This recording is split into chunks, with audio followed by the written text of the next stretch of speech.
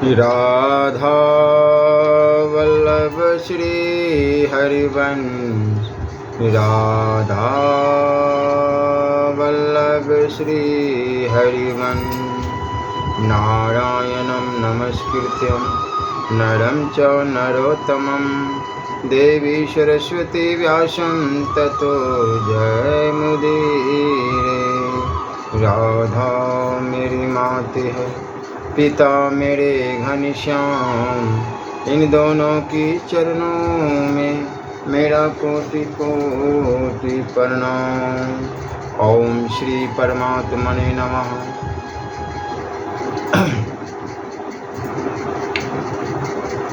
संतान का कर्तव्य।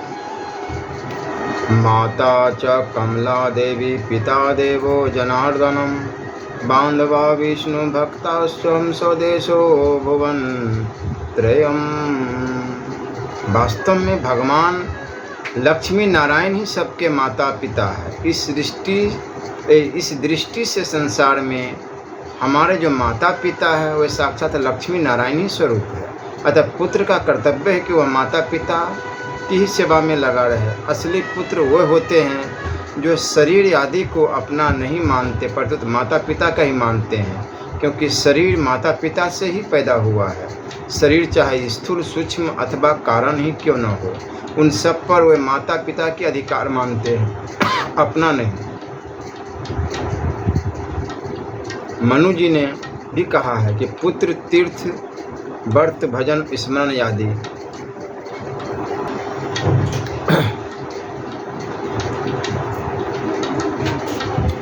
जो कुछ शुभ कार्य करे वह सब माता पिता के ही अर्पण करे। माता पिता जीवित हो तो तत्परता से उनकी आज्ञा का पालन करे, उनके चित्त की प्रसन्नता ले और मरने के बाद उनको पिंड पानी दे, श्राद्ध तर्पण करे, उनके नाम से तीर्थ व्रत आदि करे। ऐसा करने से उनका आशीर्वाद मिलता है, जिससे लोक परलोक दोनों सुधरते हैं। श्री भीष्म जी ने पिता की सुख सुविधा प्रसन्नता के लिए अपनी सुख सुविधा का त्याग कर दिया और अबाल ब्रह्मचारी रहने की प्रतिज्ञा ले ली।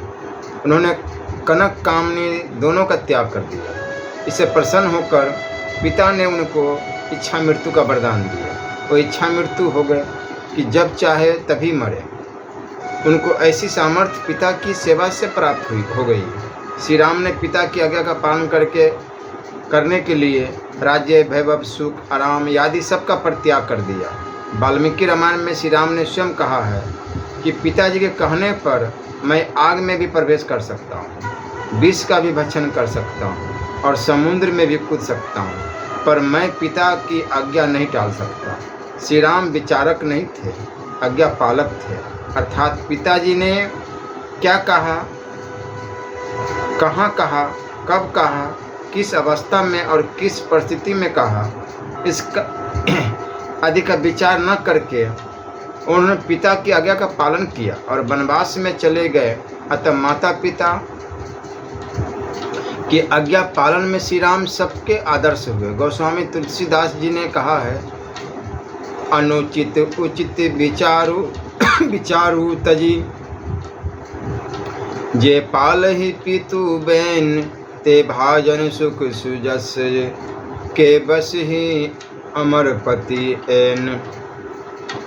तात्पर्य कि पुत्र को श्री राम की तरह अपना आचरण बनाना चाहिए और यह सोचना चाहिए कि इस परिस्थिति में, इस अवस्था में, इस समय मेरी जगह श्री राम होते तो क्या करते। इस तरह उनका ध्यान करके काम करना चाहिए। पुत्र पिता माता पिता की कितनी ही सेवा करे तो भी वह माता पिता के ऋण को चुका नहीं सकता। कारण कि जिस मनुष्य शरीर से अपना कल्याण हो सकता है, जीवन मुक्ति मिल सकती है, भगवत प्रेम प्राप्त हो सकता है, भगवान का मुकुटमणि बन जाए, इतना ऊंचा पद प्राप्त हो सकता है, वह मनुष्य शरीर हमें माता पिता ने दिया है, उसका बदला पुत्र कैसे चुका सकता है? नहीं चुका सकता। अब यहाँ प्रश्न उठता है कि माता पिता की सेवा का तात्पर्य क्या है? उत्तर, माता पिता की सेवा का तात्पर्य कृतज्ञता में है। माता पिता ने अपने बच्चे के लिए जो कष्ट सहे हैं उसका पुत्र पर ऋण है। उस ऋण को पुत्र कभी उतार नहीं सकता। माँ ने पुत्र की जितनी सेवा की है उतनी सेवा पुत्र कर ही नहीं सकता। अगर कोई पुत्र यह कहता है कि मैं अपनी चमड़ी से माँ के लिए जूती बना दूँ, तो उससे हम पूछते हैं कि यह चमड़ी तुम कहाँ से लाए? यह भी तो माँ ने ही दी है।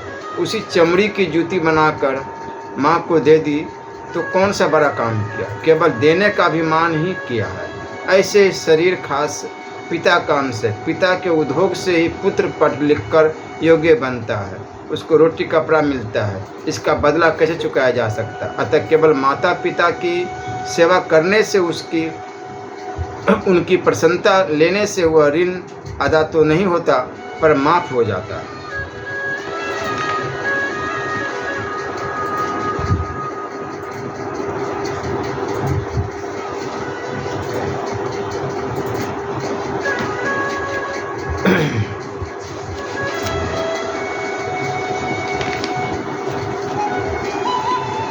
आदर्श संतान कैसे उत्पन्न हो? आदर्श संतान तभी उत्पन्न हो सकती है जब माता पिता के आचरण भाव आदर्श हो और संतान की उत्पत्ति केवल पितृ ऋण से मुक्त होने के लिए ही हो, अपने सुख के लिए न हो। क्योंकि अपनी सुखासक्ति से उत्पन्न की हुई संतान प्राय कम श्रेष्ठ होती है।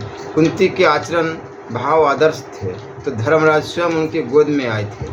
माताओं को चाहिए कि जब वो गर्भवती हो जाए तब वे अपनी संतान को श्रेष्ठ अच्छा बनाने की इच्छा से भगवान की कथाएं एवं भगवत भक्तों के चरित्र सुने, उनका ही चिंतन करे और वैसे ही चित्र देखे।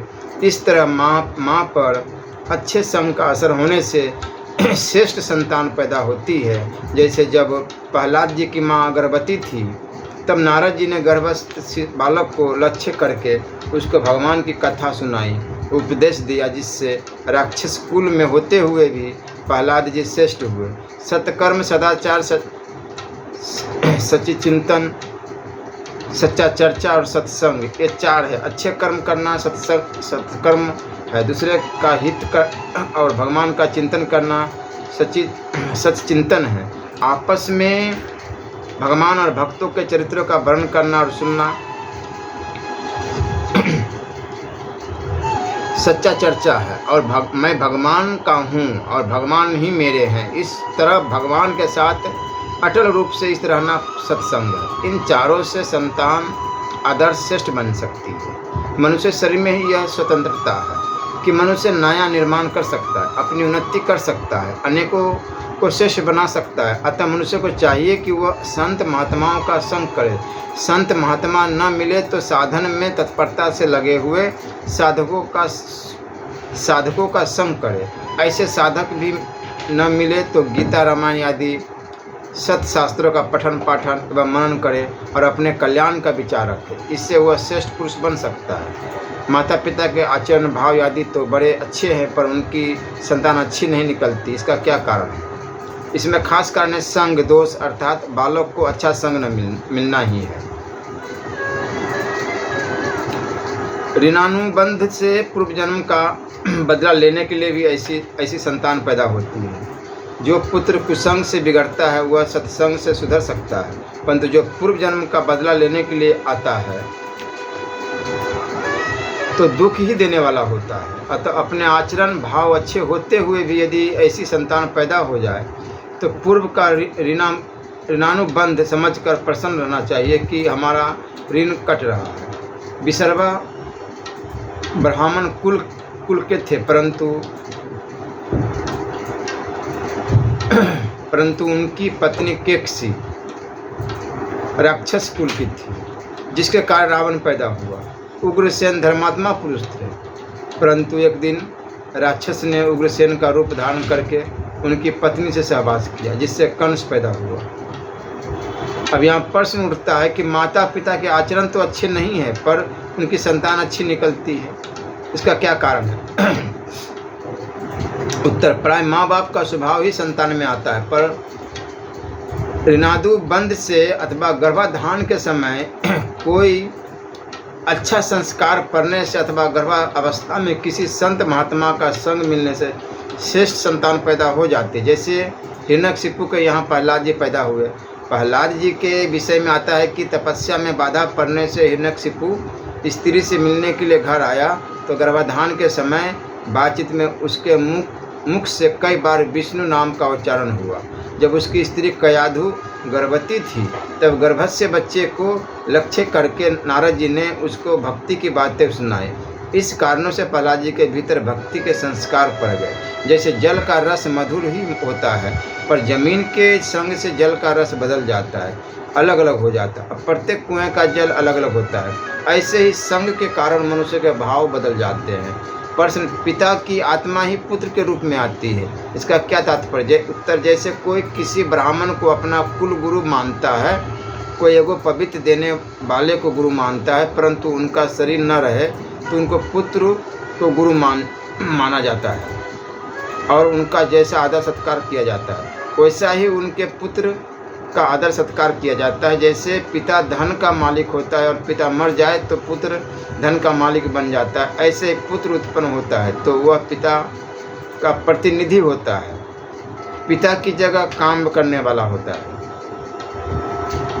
यहाँ आत्मा का अर्थ गुणात्मा है, अर्थात आत्मा शब्द शरीर का वाचक है। शरीर से शरीर यानी पुत्र पैदा होता है, अतः व्यवहार में पुत्र पिता का प्रतिनिधि होता है, परंतु परमार्थ कल्याण में पुत्र कोई कारण नहीं है। प्रश्न, बालकों को शिक्षा कैसे दी जाए जिससे वह श्रेष्ठ बन जाए?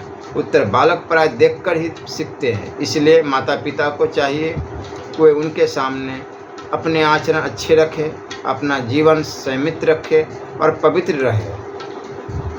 ऐसा करने से बालक अच्छी बातें सीखेंगे और श्रेष्ठ बनेंगे। बालकों की उन्नति के लिए एक नंबर में तो माता पिता अपने आचरण अच्छे रखें और दूसरा नंबर में उनको अच्छी बातें सुनाएं, ऊंचे दर्जे की शिक्षा दें, भक्तों और भगवान के चरित्र सुनाएं। अच्छी शिक्षा वह होती है जिससे बालक व्यवहार में परमार्थ की कला सीख जाए। इस विषय में थोड़ी बातें बताई जाती हैं।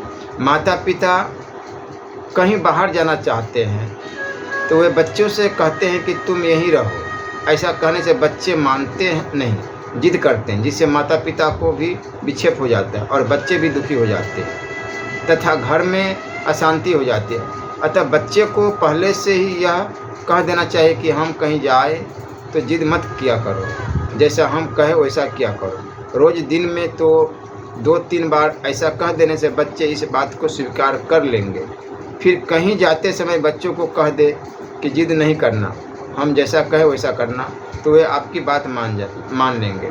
घर में मिठाई आती है, फल आता है, अच्छा खाद्य पदार्थ आता है तो बच्चा उसको लेने के लिए जिद करता है। अतः जिस समय खाद्य पदार्थ सामने न हो तो उस समय दिन में 2-3 बार बच्चे से कह देना चाहिए कि कोई खाने की चीज़ हो तो पहले दूसरे को देनी चाहिए, बची हुई खुद खानी चाहिए।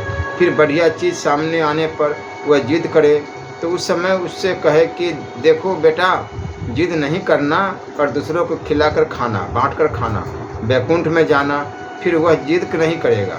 इस तरह आप बच्चों को जो बातें सिखाना चाहते हैं उन बातों को दिन में 2-3 बार बच्चों से कह दिया करें और उनसे प्यार पूर्वक स्वीकार कर लिया करें। बच्चों को अच्छी अच्छी बातें सिखानी चाहिए, जैसे देखो बेटा, कभी किसी चीज़ की चोरी नहीं करना, माँ से मांग कर लेना, न दे तो रोक कर लेना, पर चोरी न करना।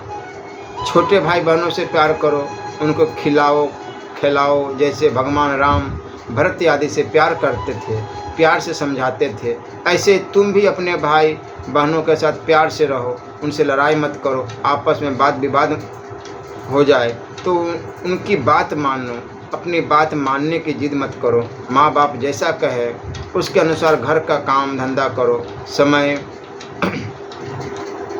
फालतू मत खो, अच्छे काम में लगे रहो, दूसरों का हक मत मारो, दूसरों की चीज़ को अपनी मत मानो, चीज़ों को अच्छे से अच्छे काम में लगाओ, आदि आदि। इस तरह बच्चों को जो शिक्षा देनी हो उसको रोज़ 2-3 बार बच्चों से कह देना चाहिए। इससे उनके भीतर इन बातों का असर हो जाएगा। तात्पर्य कि बालकों को एक तो अच्छा आचरण करके दिखाना चाहिए और दूसरा उनको अच्छी शिक्षा देनी चाहिए। इस विषय में माता पिता को भगवान के इन वचनों का मन करना चाहिए। हे पार्थ, मुझे तीनों लोकों में न तो कुछ कर्तव्य है और न कोई प्राप्त करने योग्य वस्तु है, फिर भी मैं कर्तव्य कर्म से ही में ही लगा रहता हूँ। अगर मैं किसी समय सावधान होकर कर्तव्य कर्म न करूँ तो बड़ी हानि हो जाए, क्योंकि मनुष्य सब प्रकार से मेरे ही मार्ग का अनुसरण करते हैं। यदि मैं कर्म न करूँ तो ये सब मनुष्य नष्ट भ्रष्ट हो जाए और मैं संकरता को करने वाला तथा इस समस्त प्रजा को नष्ट करने वाला बनूं। आजकल स्कूलों का वातावरण अच्छा नहीं है, अतः बच्चों की शिक्षा के लिए क्या करना चाहिए? बच्चों को प्रतिदिन घर में शिक्षा देनी चाहिए, उसको ऐसी कहानियाँ सुनानी चाहिए जिसमें यह बात आए कि जिसने माता पिता का कहना किया है उसकी उन्नति हुई, और जिसने माता पिता का कहना नहीं किया उसका जीवन खराब हुआ। जब बच्चा पढ़ने लग जाए तब उसको भक्तों के चरित्र पढ़ने के लिए देने चाहिए।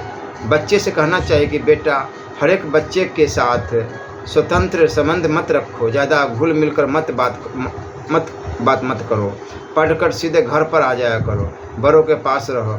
कोई चीज़ खानी हो तो माँ से बनवा कर खाओ, बाजार की चीज़ मत खाओ, क्योंकि दुकानदार का उद्देश्य जैसे पैसा कमाने का होता है कि पैसा अधिक मिले, चीज़ चाहे कैसी हो, अतः वह चीज़ें नहीं खानी चाहिए। बचपन में अग्नि तेज होने से अभी तो बाजार की चीज़ें पच जाएगी, पर उनका विकार असर आगे चलकर मालूम होगा। गृहस्थ को चाहिए कि वह धन कमाने की अपेक्षा बच्चों के चरित्र का ज़्यादा ख्याल रखे, क्योंकि कमाए हुए धन को बच्चे ही काम में लेंगे। अगर बच्चे बिगड़ जाएंगे तो धन उनको और भी ज़्यादा बिगाड़ेगा। इस विषय में अच्छे पुरुषों का कहना है, पुत्र सपुत तो क्यों धन सचे, पुत्र कपुत तो क्यों धन सचे। अर्थात पुत्र सपुत होगा तो उसको धन की कमी रहेगी नहीं, और कपुत होगा तो संशय किया हुआ सब धन नष्ट कर देगा। फिर धन का संशय जमा क्यों करे? अब प्रश्न उठता है कि बच्चों को ईसाई स्कूल में शिक्षा दिलानी चाहिए या नहीं? उत्तर, ईसाई स्कूलों में बच्चों को पढ़ाओगे तो वे घर में रहते हुए भी ईसाई बन जाएंगे, अर्थात आपके बच्चे ऊपर से हिंदू और भीतर से ईसाई बन जाएंगे। यही बड़ी शर्म की बात है। हजारों मील दूर रहने वाले यहाँ आकर आपके बच्चों को ईसाई बना लेते हैं, और आप अपने घर के बच्चों को भी हिंदू बनाए नहीं रख सकते। बच्चे आपके देश की खास संपत्ति है, उनकी रक्षा करो। बड़े आदमियों को चाहिए कोई निजी स्कूल कॉलेज आदि बनाए जिनमें अच्छा अनुशासन हो और बच्चों को अच्छी शिक्षा देने की व्यवस्था हो। पढ़ाने वाले शिक्षकों के आचरण भी अच्छे हो। यद्यपि अच्छे आचरण वाले शिक्षक मिलने कठिन है, तथापि उद्योग किया जाए तो मिल सकते हैं। ऐसे स्कूल कॉलेजों में अपने धर्म की और गीता रामायण आदि ग्रंथों की भी शिक्षा भी बच्चों को दी जानी चाहिए। धार्मिक शिक्षा के लिए 1 घंटा तो अनिवार्य ही रहना चाहिए। आप स्वयं भी सादगी रखें और बच्चों को भी सादगी रखें। जब अर्जुन अश्वत्थामा को बांधकर द्रौपदी के सामने लाते हैं तब द्रौपदी अश्वत्थामा को छोड़ देने का आग्रह करते हैं। अर्जुन से कहती है कि जिनकी कृपा से आपने संपूर्ण शस्त्र शास्त्रों का ज्ञान प्राप्त किया, वे आपके आचार्य द्रोण हैं। द्रोण ही के पुत्र अश्वत्थामा के रूप में आपके सामने खड़े हैं।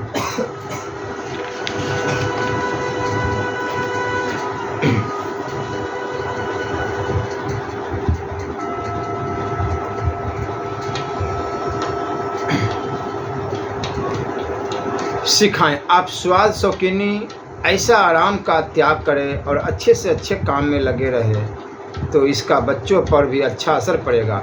घर में भगवान का मंदिर हो, भगवान का पूजन हो, भगवान का चरणामृत छोटे बड़े सभी ले, घर में भगवत संबंधी चर्चा हो, भगवत नाम कीर्तन हो, अच्छे अच्छे पदार्थों का गान हो। आप जितने अच्छे बनोगे बच्चे भी उतने ही अच्छे बनेंगे। बच्चों की अच्छा आचरणों का असर ज़्यादा पड़ता है। अब प्रश्न, पुत्र पुत्री के विवाह के लिए माता पिता को क्या करना चाहिए? मुख्य बात तो यह है कि पुत्र और पुत्री का जैसा भाग्य होता है वैसा ही होगा, परंतु माता पिता का कर्तव्य है कि यदि पुत्र का विवाह करना हो तो लड़की का स्वभाव देखना चाहिए, क्योंकि उम्र भर उसके काम पड़ेगा। उसके शरीर में कोई भयंकर रोग न हो, उसकी माँ का स्वभाव ठीक हो, यदि जितनी जांच कर सके करनी चाहिए। यदि कन्या का विवाह करना हो तो घर भी अच्छा हो, वर भी अच्छा हो, उसमें योग्यता भी हो, आदि बातों का विचार करके ही अपनी कन्या देनी चाहिए। शास्त्र में वर के विषय में 7 बातें देखने के लिए कहा गया है कि वर के कुल, शील, शरीर, यश, विद्या, धन और स्नातकता, बड़े लोगों का सहारा, इस 7 गुणों की परीक्षा करके अपनी कन्या देनी चाहिए। वास्तव में वर अच्छा हो और वर की माँ अच्छी हो तो वहाँ कन्या सुख से रहती है। कन्या को एकदम नज़दीक भी नहीं देना चाहिए और बहुत दूर भी नहीं देना चाहिए, क्योंकि नज़दीक देने से खटपट ज़्यादा हो सकती है और दूर देने से कन्या का माँ बाप से मिलना कठिन होता है। तात्पर्य कि अपनी संतान सुख पाए, वह सुख सुविधा से रहे, उसको किसी तरह का कष्ट न हो और वंश की वृद्धि हो, ऐसे भाव से संतान का विवाह करें। अब यहाँ प्रश्न उठता है, क्या दहेज लेना पाप है? हाँ, पाप है। अगर पाप है तो फिर शास्त्रों में इसका विधान क्यों? उत्तर, शास्त्रों में केवल दहेज देने का विधान है, लेने का विधान नहीं है। दहेज लेना नहीं चाहिए और न लेने की महिमा ही है, कारण कि दहेज देना तो हाथ की बात है, पर दहेज लेना हाथ की बात नहीं है। चाहना 2 तरह की होती है, हमारी चीज़ हमारे को मिल जाए, यह चाहना न्याययुक्त है, परंतु परमात्मा प्राप्ति में यह चाहना भी बाधक है। दूसरों की चीज़ हमारे को मिल जाए, यह चाहना नरकों में ले जाने वाली है। ऐसे ही दहेज लेने की जो इच्छा है वो नरकों में ले जाने वाली है। दहेज कम मिले, ज़्यादा मिले और न मिले और भी मिले, यह तो प्रारब्ध पर निर्भर है, पर न्यायपूर्वक दूसरों का धन लेने की जो इच्छा है वह घोर नरकों में ले जाने वाली। मनुष्य शरीर प्राप्त करके घोर नरकों में जाना कितना बड़ा नुकसान है, पतन है। अतः मनुष्य को कम से कम घोर नरकों में ले जाने वाली इच्छा का, प्राय धन की इच्छा का तो त्याग करना ही चाहिए। वास्तव में धन प्रारब्ध के अनुसार ही मिलता है, इच्छा मात्र से नहीं। अगर धन इच्छा मात्र से मिलता तो कोई भी निर्धन नहीं रहता।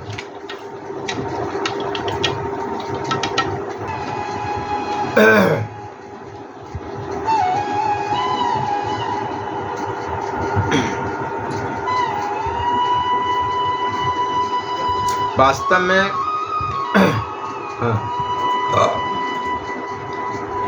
धन की इच्छा कभी किसी की पूरी नहीं होगी, नहीं और न हो सकती भी है, नहीं, उसका तो त्याग ही करना पड़ेगा।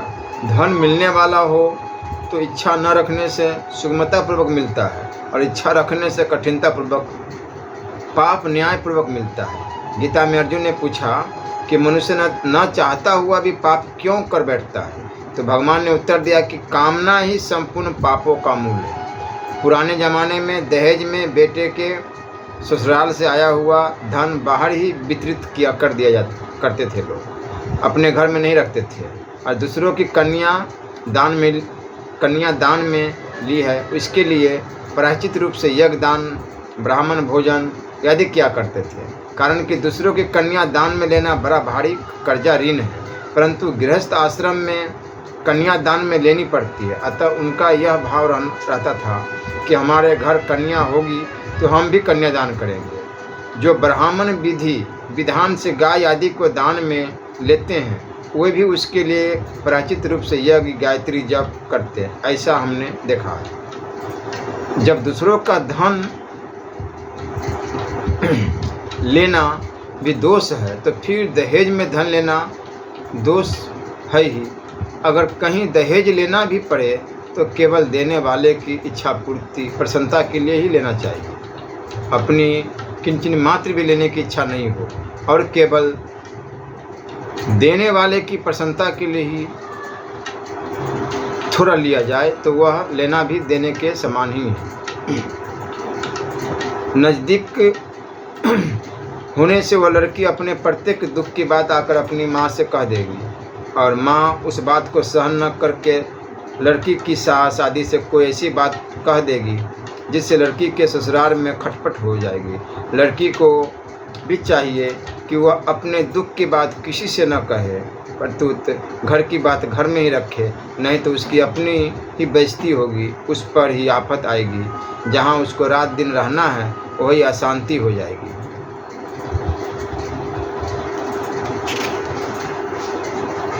अब यहाँ प्रश्न उठता है कि ऐसा मेरा ऐसा पुत्र हो जाए, उसका कल्याण हो जाए। इस उद्देश्य से माँ बाप ने थोड़े से ही संग किया। उन्होंने तो अपने सुख के लिए संग किया। हम पैदा हो गए तो हमारे पर उनका क्या ऋण है? कैसे? उत्तर, केवल सुखासक्ति से संग करने वाले स्त्री पुरुष के प्राय श्रेष्ठ पुत्र उत्पन्न नहीं होते।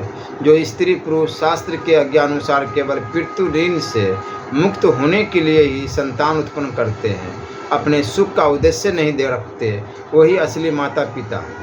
परंतु पुत्र के लिए तो कैसे हो, किसी भी तरह के माता पिता हो वे पूज्य ही है, क्योंकि उन्होंने मानव शरीर देकर पुत्र को परमात्मा प्राप्ति का अधिकारी बना दिया है। उपनिषद में आता है कि विद्यार्थी जब विद्या पढ़कर स्नातक होकर गृहस्थ में प्रवेश करने के लिए गुरुजी से आज्ञा लेता, तब गुरुजी उसको आज्ञा देते हैं, मातृ देवो भव पितृ देवो भव, अर्थात तुम माता पिता को साक्षात ईश्वर रूप मानकर उनकी आज्ञा का पालन करो, उनकी सेवा करो। यह ऋषियों की दीक्षांत शिक्षा है और इसके पालन में ही हमारा कल्याण। अतः पुत्र को जिनसे शरीर मिला है उनका कृतज्ञ होना ही चाहिए।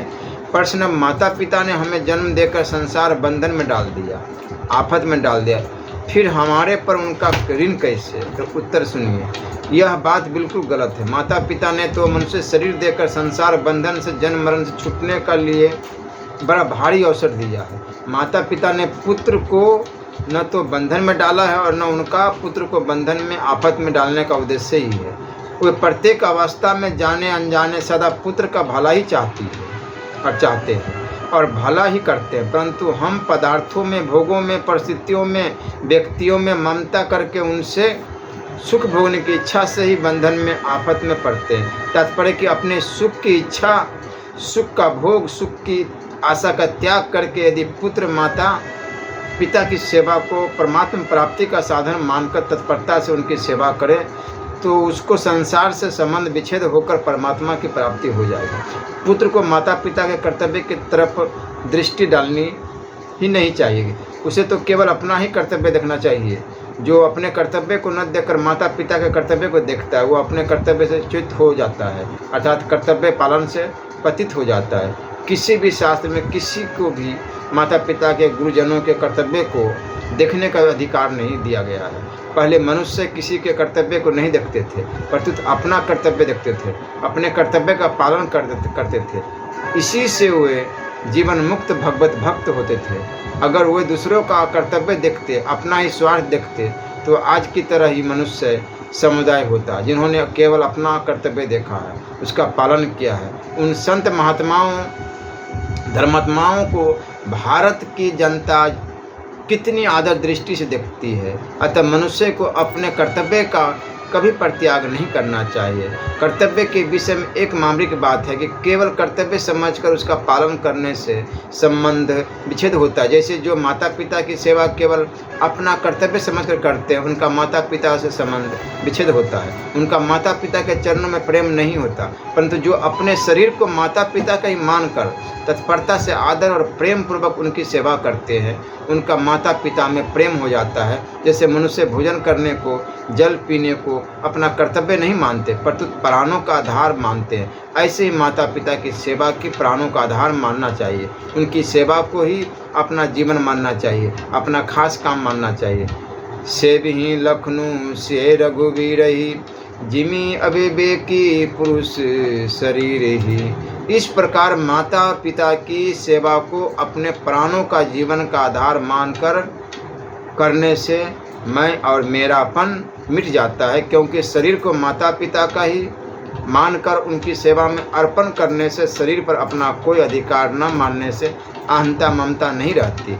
अब यहाँ प्रश्न उठता है कि मनुष्य माता पिता की सेवा को भगवत प्राप्ति का साधन मानता है, साध्य नहीं मानता। अगर वह माता पिता को सेवा को ही साध्य मानेगा, अपने प्राणों का आधार मानेगा, तो उसका माता पिता के चरणों में ही प्रेम होगा। फिर उसको भगवत प्रेम, भगवत प्राप्ति कैसे होगी? अब उत्तर सुनिए। इसमें तीन बातें। जो माता पिता की सेवा कोई साधन और साध्य मानकर उनकी सेवा करता है, उनकी सेवा को अपने प्राणों का आधार मानता है, उसके माता पिता के चरणों में प्रेम एवं भक्ति हो जाती है और अंत में उसको पितृलोक की प्राप्ति होती है। जो परमात्मा प्राप्ति का उद्देश्य रखते हुए माता पिता की सेवा को अपना कर्तव्य समझकर करता है, उसको माता पिता से ही संबंध विच्छेद होकर परमात्मा की प्राप्ति हो जाती है। जो माता पिता को साक्षात भगवत स्वरूप मानकर उनकी सेवा करता है, उसको भगवत प्राप्ति हो जाती है।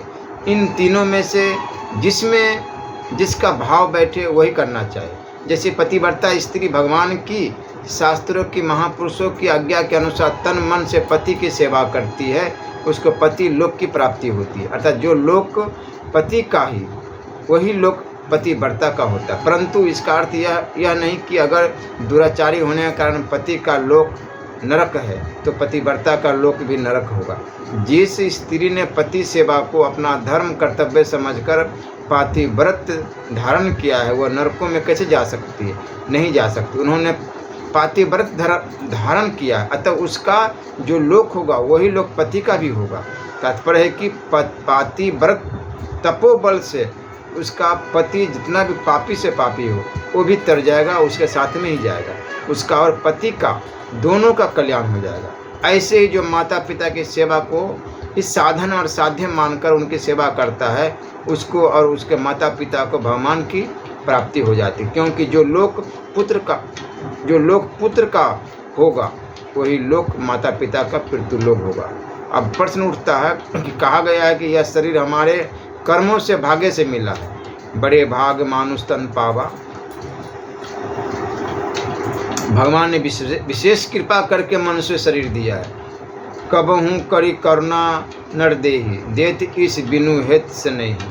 तो फिर यह शरीर माता पिता से मिलता है, यह कहना कहाँ तक उचित है? अब उत्तर है कि इस शरीर के मिलने में प्रारब्ध, कर्म और भगवत कृपा तो निमित्त कारण है, और माता पिता उपादान कारण। जैसे घड़ा मिट्टी से बनता है तो मिट्टी घड़े का उपादान कारण है, और कुम्हार घड़ा बनाने में निमित्त बनता है तो कुम्हार निमित्त कारण है। उपादान कारण खास कारण वह कहलाता है जो कार्य रूप में परिणित होने में कारण बनता है। निमित्त कारण कई होते हैं, जैसे घड़े के बनने में कुम्हार, चक्का, डंडा आदि कई निमित्त कारण है, पर कुम्हार मुख्य निमित्त कारण है। ऐसे ही शरीर के पैदा होने में माता पिता ही खास उपादान कारण है, क्योंकि उनके रज वीर्य से ही शरीर बनता है। जन्म और वायु के होने में तथा अनुकूल प्रतिकूल परिस्थिति के बनने में कर्म निमित्त कारण है, और किस कर्म का कब कहाँ क्या फल होगा, कैसी परिस्थिति बनेगी, इस तरह कर्म फल की व्यवस्था करने में, कर्म फल देने में भगवत कृपा निमित्त कारण है। अर्थात यह सब भगवत इच्छा से भगवान के विधान से ही होता है, क्योंकि कर्म जड़ होने से स्वयं कर्म फल नहीं दे सकते। अगर कर्म फल का विधान जीवों के हाथ में होता तो वह शुभ कर्म का ही फल लेते, अशुभ फल कर्म का फल लेते ही क्यों? जैसे संसार में यह देखा जाता है कि मनुष्य शुभ कर्म का फल स्वयं स्वीकार करता है, और अशुभ कर्म, चोरी डकैती आदि का फल, दंड स्वयं स्वीकार नहीं करता, दूसरों पर इल्जाम लगा देता है, तो उसको राजकीय व्यवस्था से दंड दिया जाता है। माँ बच्चे के लिए कितना कष्ट उठाती है, उसको गर्भ में धारण करती है, जन्म देते समय असहन पीड़ा सहती है, अपना दूध पिलाती है, बड़े लाड़ प्यार से पालन पोषण करती है, खाना पीना, उठना बैठाना, चलना फिरना आदि सिखाती है। ऐसी माँ का ऋण पुत्र नहीं चुका सकता, अतः पुत्र को माँ के प्रति कृतज्ञ होना ही चाहिए। ऐसे ही पिता बिना कहे ही पुत्र के भरण पोषण का पूरा प्रबंध करता है, विद्या पढ़ाकर योग्य बनाता है, जीविका चलाने की विद्या सिखाता है, विवाह कराता है। ऐसे पिता का ऋण थोड़े चुकाया जा सकता है। अतः माता पिता का कृतज्ञ होकर जीते जी उनकी आज्ञा का पालन करना, उनकी सेवा करना, उनको प्रसन्न रखना, और उनके मरने के बाद उनको पिंड पानी देना, श्राद्ध तर्पण करना आदि पुत्र का खास कर्तव्य है। अब यहाँ प्रश्न उठता है कि माता पिता ने बचपन में ही बच्चों को अच्छी शिक्षा नहीं दी, अतः पुत्र माता पिता की सेवा नहीं करते, तो इसमें पुत्र को क्या दोष है? उत्तर, माता पिता के द्वारा अच्छी शिक्षा नहीं दी गई तो उसके दोषी माता पिता हुए, क्योंकि उन्होंने अपने कर्तव्य का पालन नहीं किया। परंतु माता पिता के दोष देखना पुत्र का कर्तव्य नहीं है। उसको तो अपना कर्तव्य देखना चाहिए कि दूसरे का कर्तव्य देखने से मनुष्य अपने कर्तव्य से पतित यानी पापी बन जाता है, हो जाता है। दूसरों का कर्तव्य देखना ही भयंकर दोष है। गीता ने भी अपने आप से अपना उद्धार करने की, अपना सुधार करने की बात कही है, क्योंकि अच्छी शिक्षा मिलने पर भी धारण तो खुद ही हो जाती है।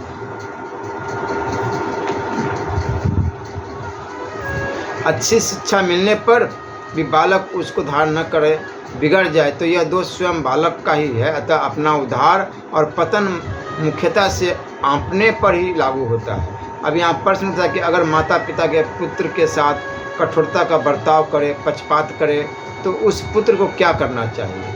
उत्तर: उस पुत्र को माँ बाप का कर्तव्य नहीं देखना चाहिए, उसको तो अपना ही कर्तव्य देखना चाहिए और माँ बाप की उत्साहपूर्वक विशेषता से सेवा करनी चाहिए। रामचरितमानस में तो हर एक के लिए कहा गया है कि मंद करत जो करई भलाई। अगर माता पिता पुत्र का आदर करते हैं तो आदर में पुत्र की सेवा खर्च हो जाती है, बिक जाती है। परंतु वे आदर न करके पुत्र का निरादर करते हैं तो पुत्र की सेवा पूरी रह जाती है, खर्च नहीं होती। वे कष्ट देते हैं तो उसके पुत्र की शुद्धि होती है, असहनशीलता बढ़ती है, तप बढ़ता है, महत्व बढ़ता है। अतः माता पिता के दिए हुए कष्ट को परम तप समझकर प्रसन्नता से सहना चाहिए और यह समझना चाहिए कि मेरे पर माँ बाप की बड़ी कृपा है, जिससे मेरी सेवा का किंचित मात्र भी भव्य न होकर मेरे को शुद्ध सेवा, शुद्ध लाभ मिल रहा है। ऐसा अवसर तो किसी भाग्यशाली को ही मिलता है और मेरा यह अहोभाग्य है कि माता पिता मेरी सेवा स्वीकार कर रहे हैं। अगर वे सेवा स्वीकार भी न भी करे तो भी पुत्र का काम उनकी सेवा करना ही है। सेवा में कोई कमी त्रुटि मालूम दे तो उसको तत्काल सुधार देना चाहिए और सेवा में ही तत्पर रहना चाहिए। जो पुत्र धन, जमीन, मकान आदि पाने की आशा से माँ बाप की सेवा करता है वो वास्तव में धन आदि की ही सेवा करता है, माँ बाप की नहीं सेवा करता। पुत्र को तो केवल सेवा की संबंध रखना चाहिए। उसको माता पिता से यही कहना चाहिए कि आपके पास जो धन संपत्ति है वह चाहे मेरे भाई को दे दो, चाहे बहन को दे दो, जिसको आप चाहो दे दो, मगर पर सेवा मेरे से मत लो। मैं तो सेवा करूँगा ही। माता पिता हमारे से सेवा ले, इसी में उनकी कृपा माने। प्रश्न: माता पिता अनुचित निषिद्ध कर्म करने की आज्ञा दे तो पुत्र को क्या करना चाहिए? अनुचित आज्ञा तो दो तरह की होती है, अमुक को मार दो आदि, दूसरों को अनिष्ट करने आज्ञा देना और तुम घर छोड़कर वन में जाओ आदि आज्ञा देना। इनमें दूसरी आज्ञा तो पालन करना चाहिए, पर पहली आज्ञा का पालन किसी को मार दो ये अनुचित है। उसमें पिता की सामर्थ्य देखनी चाहिए। अगर पिता समर्थ हो तो उस आज्ञा का पालन करने में कोई हर्ज नहीं है। जैसे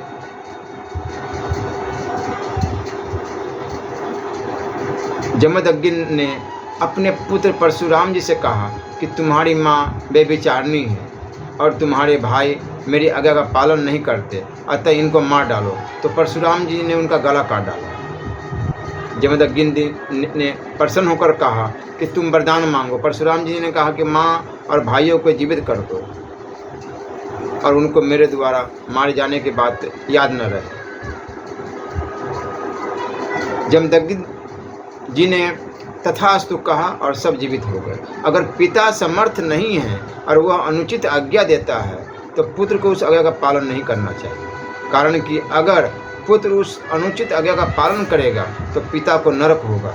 जिस आज्ञा के पालन से पिता को नरक हो, दुख पाना पड़े, ऐसी आज्ञा का पालन नहीं करना चाहिए। मैं भले ही नरक में चला जाऊं पर पिता नरक में न जाए, ऐसा भाव होने से न पुत्र को नरक होगा और न पिता को। तात्पर्य है कि पिता को नरक से बचाने के लिए उनकी आज्ञा भंग कर दे पर अनुचित काम कभी न करे। अगर पिता समर्थ नहीं है और वह अनुचित आज्ञा देता है, आज्ञा का देता है, पर पुत्र ने उम्र भर माता पिता की किसी भी आज्ञा का उल्लंघन नहीं किया है तो पुत्र उस अनुचित आज्ञा के पालन में जल्दबाजी न करे, उस पर विचार करे और भगवान को याद करे। जैसे गौतम ने अपने पुत्र चिरकारी से कहा कि तुम्हारी माँ बेविचारनी है, इसको मार डालो, और ऐसा कहकर वह वन में चले गए।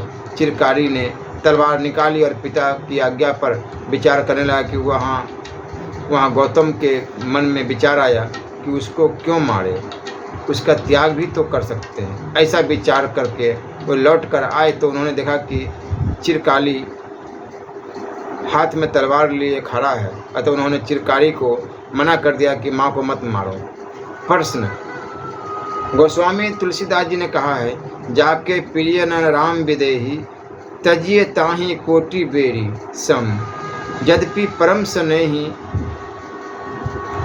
तजियो पिता प्रहलाद विभीषण, बंधु भरत मतहारी, बलि गुरु तजियो कंठ ब्रज, बनत ही भय मुकुद मंगलकारी।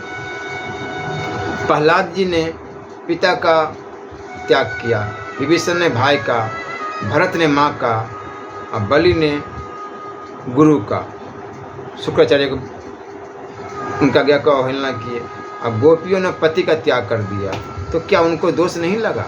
उत्तर: यह बात ध्यान देने की है कि उन्होंने पिता आदि की आज्ञा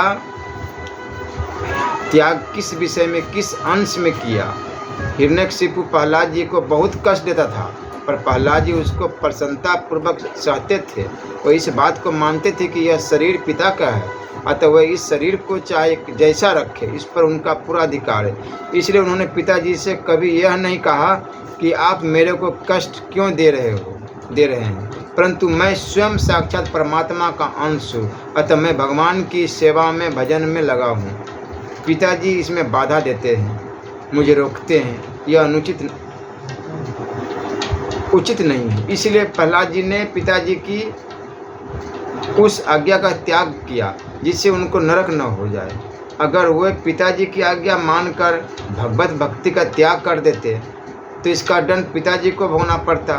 पुत्र के द्वारा ऐसा कोई भी काम नहीं होना चाहिए जिससे पिता को दंड भोगना पड़े।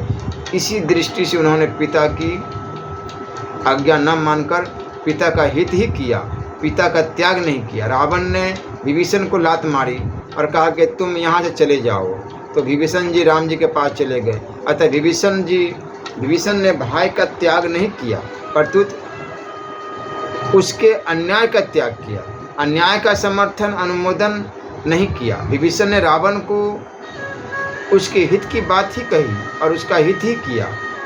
माँ ने राम जी को वन में भेज दिया, दुख दिया। इस विषय में ही भरत ने माँ का त्याग किया। भरत का कहना था कि जैसे कौशल्या अम्बा मेरे पर राम जी से भी अधिक स्नेह करती है, ऐसे ही तेरे को भी राम जी पर मेरे से भी अधिक स्नेह करना चाहिए था, परंतु राम जी को तूने वन में भेज दिया। जब तू राम जी की भी माँ नहीं रही तो फिर मेरी माँ कैसे रहेगी? इस विषय में तेरे को दंड देना मेरे लिए उचित नहीं है। मैं तो यह कह सकता हूँ कि तेरे को माँ नहीं कहो और मैं क्या करूँ। बलि ने गुरु का इस अंश में त्याग किया कि साक्षात भगवान ब्राह्मण वेश में आकर मेरे से याचना कर रहे हैं, पर गुरुजी मेरे को दान देने से रोक रहे हैं, अतः मैं गुरुजी का बात नहीं मानूंगा। गुरुजी की बात का त्याग भी बलि ने गुरु के हित के लिए ही किया। बलि दान देने के लिए तैयार ही थे। अगर उस समय वे गुरु की बात मानते तो उसका दोष गुरु को ही लगता। अतः उन्होंने गुरु का शाप स्वीकार कर लिया और उस दोष से, अहित से गुरु को बचा लिया। स्वयं दंड भोग लिया पर गुरु को दंड से बचा लिया, तो यह गुरु सेवा ही हुई। पति भगवान के सम्मुख होने के लिए रोक रहे थे। इसी विषय में गोपियों ने पतियों का त्याग किया। अगर वे पति की बात मानती तो पति पाप के भागी होते, अतः पति की बात न मानकर उन्होंने पतियों को पाप से बचाया। तात्पर्य कि मनुष्य शरीर की सार्थकता परमात्मा को प्राप्त करने में ही है, अतः उनमें सहायक होने वाला हमारा हित करता है और उसमें बाधा देने वाला हमारा अहित करता है। प्रहलाद आदि सभी ने परमात्मा प्राप्ति में बाधा देने वाले का ही त्याग किया है, पिता आदि का नहीं। इसलिए उनका मंगल ही मंगल हुआ। अब प्रश्न उठता है कि माता का दर्जा ऊंचा है या पिता का, और ऊंचा होने में क्या कारण? तो उत्तर है कि ऊंचा दर्जा माँ का ही है। माँ का दर्जा पिता से 100 गुना अधिक बताया गया है। राम जी जब वनवास के लिए जाने लगे तब वे माँ के पास गए और माँ के चरणों में पड़कर कहा कि माँ, मुझे वनवास की आज्ञा हुई है। माँ ने कहा कि अगर केवल पिता की ऐसी आज्ञा है तो फिर माँ को बड़ी समझाकर तुम वन में मत जाओ। जो केवल पितु आयसु ताता, तो जनी जाहु जानी बड़ी माता। हाँ, अगर तुम्हारी छोटी माँ और पिता ने वन में जाने के लिए कह दिया है तो वन तुम्हारे लिए 100 अयोध्या के समान। जो पितु मातु कहू बन जाना, तो कानन सत्य अवधे समाना। पिता तो धन संपत्ति आदि से पुत्र का पालन पोषण करता है, पर माँ अपना शरीर देकर पुत्र का पालन पोषण करती है। धन संपत्ति आदि तो ममता की वस्तुएं हैं, और शरीर अहंता की ममता से अहंता नजदीक होती है। ममता की वस्तुएं आती जाती रहती है और शरीर अपेक्षाकृत रहता है। अतः माँ का दर्जा ऊंचा होना ही चाहिए। माँ ने अपनी युवावस्था का नाश किया है, अपना शरीर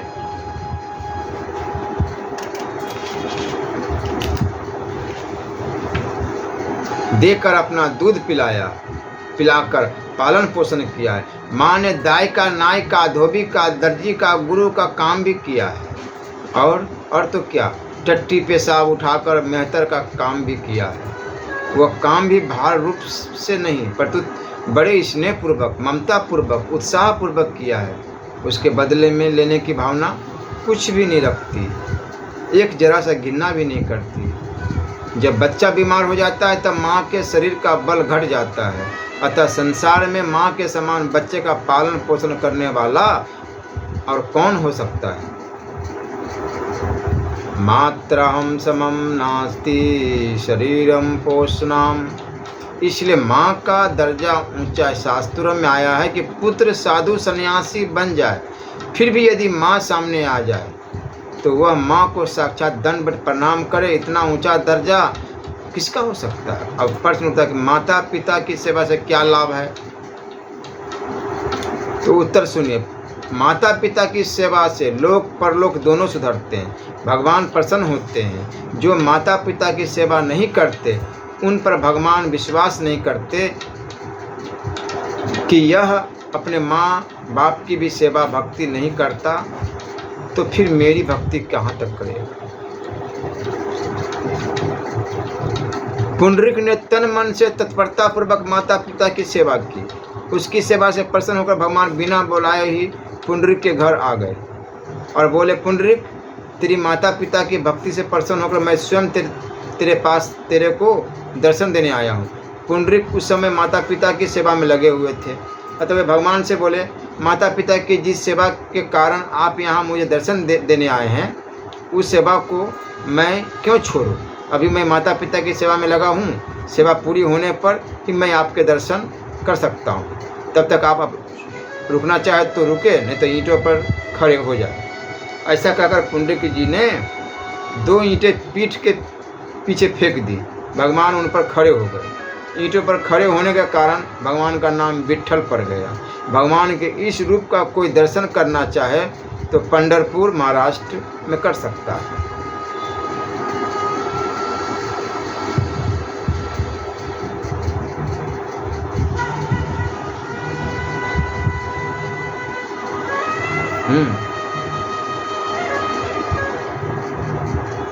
इसी प्रकार महाभारत में मुख चंडाल की बात आती है। मुख चंडाल की माता पिता में भक्ति देखकर स्वयं भगवान उसके घर पर रहते थे। तात्पर्य है कि माता पिता की सेवा से लौकिक पारलौकिक सब तरह के लाभ होते हैं। जब माता पिता की सेवा का इतना महात्म्य है तो फिर उनकी सेवा को छोड़कर मनुष्य साधु सन्यासी क्यों हो जाते हैं? उत्तर, जैसे कोई मर जाता है तो वह माता पिता की सेवा को छोड़कर ही मरता है, पर वह दोष का भागी नहीं होता। ऐसे जिसको संसार से असली वैराग्य हो जाता है वह दोष का भागी नहीं होता। इसी तरह जो सर्वथा भगवान के शरण हो जाता है उसको भी कोई दोष नहीं लगता, क्योंकि उस पर किसी का भी ऋण नहीं रहता। राजन, जो सब कामों को छोड़कर संपूर्ण रूप से शरणागत वंशल भगवान की शरण में आ जाता है, वह देव, ऋषि, प्राणी, कुटुंबीजन और पितृगण इनमें से किसी का भी ऋणी और सेवक नहीं रहता। तात्पर्य है कि जो मनुष्य जन्म के वास्तविक ध्येय भगवान में लगा है, उसके द्वारा यदि माता पिता की सेवा का, परिवार का त्याग हो जाए तो उसको दोष नहीं लगता। अब प्रश्न उठता है कि जो सन्यासी होते हैं उसके विषय में बताया गया है, गृहस्थी के लिए नहीं। जो सन्यासी है, ब्रह्मचारी है, जो विरक्त होना चाहते हैं, भगवान के शरण में अपना जीवन अर्पण करना चाहते हैं, उनके लिए उत्तर, उस लड़के को चाहिए कि जब तक माता पिता है तब तक उनकी सेवा करता रहे, उनको छोड़े नहीं।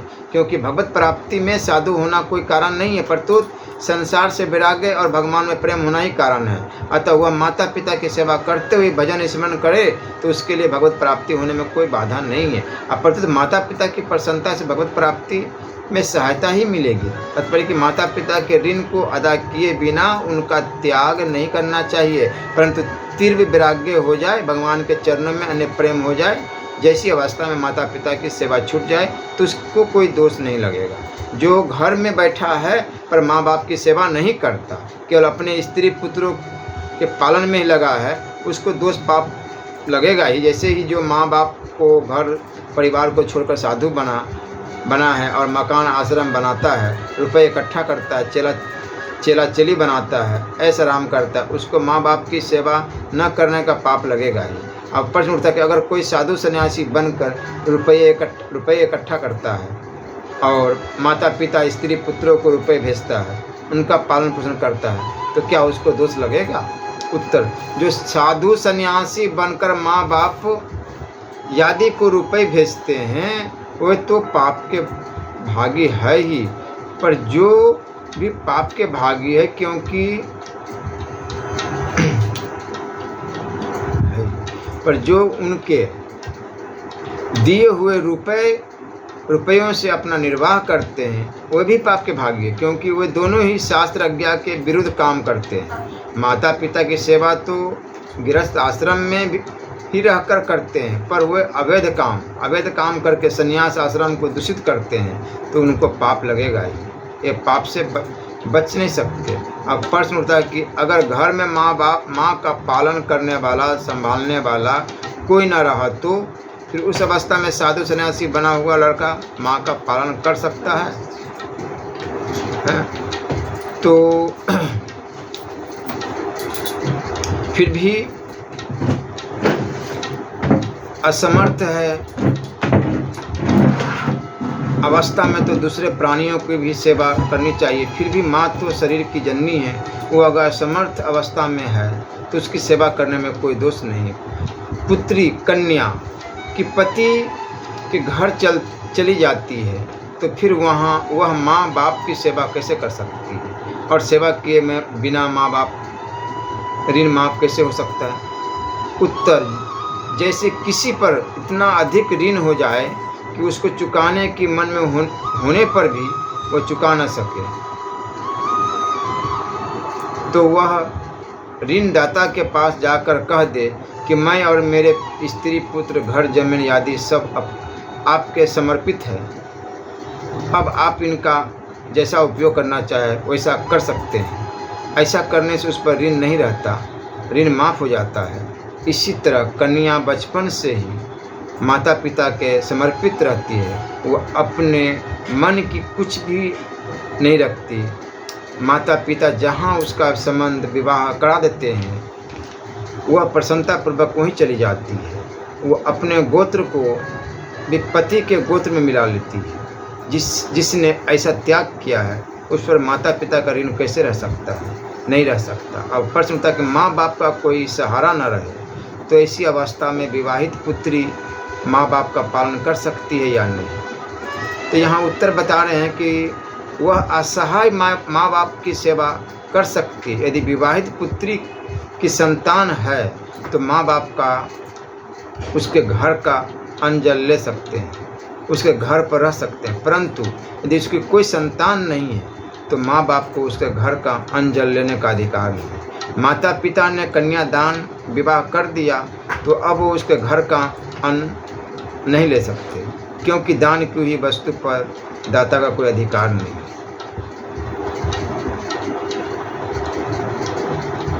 परंतु कन्या से संतान पुत्र या पुत्री होने पर माता पिता कन्या के यहाँ का अन्न जल ले सकते हैं। कारण यह है कि कन्या के पति दामाद ने केवल पितृ ऋण से मुक्त होने के लिए ही दूसरे की कन्या स्वीकार की है और उससे संतान होने पर वह पितृ ऋण से मुक्त हो जाता है। अतः संतान होने पर माता पिता का कन्या पर अधिकार हो जाता है।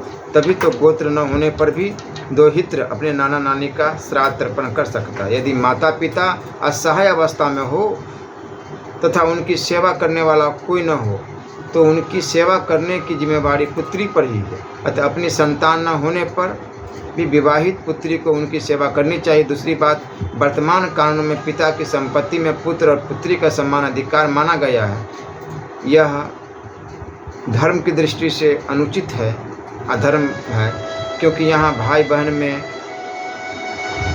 प्रेम खत्म हो जाता है। अनेकों तरीके से नफरत, घृणा, अनेकों बातें वहाँ उत्पन्न हो जाती हैं। इसलिए उचित नहीं। अगर लड़कियाँ अगर नहीं ले अगर वहाँ से कोई संपत्ति बाप माँ की तो बहुत ही अच्छा, संबंध भी अच्छा रहेगा, रास्ते रिश्ते दोनों अच्छे रहेंगे। राधा वल्लभ लाल की जय।